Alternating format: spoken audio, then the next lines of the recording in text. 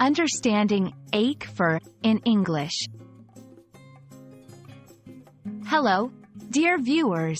Today, we're diving into a beautiful English expression that many native speakers use, ache for.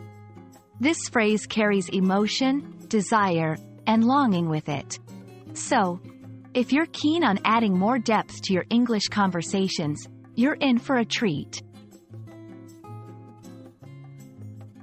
The word ache generally refers to a continuous or prolonged pain, often dull, in a particular part of the body.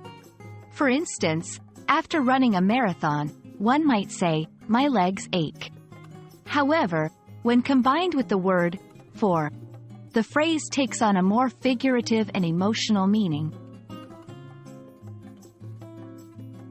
When someone says they ache for something or someone, it means they have a deep longing, desire, or yearning for that thing or person.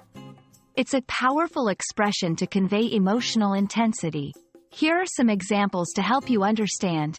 1. She aches for her homeland. This means she deeply misses and longs for her home country. 2. His heart aches for the love he lost. This indicates a profound emotional pain due to lost love. While ache for is a poetic and heartfelt phrase, it's crucial to use it appropriately to ensure your message is clearly conveyed. Here are some tips. 1. Context. Ensure you're using it in situations where deep emotion or desire is present. It might be too strong for casual or light-hearted situations. 2.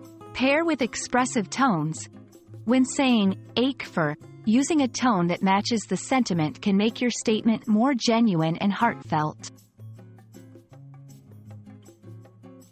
And that's a wrap on the phrase, ache for. Remember, language is not just about words but the emotions they carry. Ache for is one such expression that brings depth to your conversations.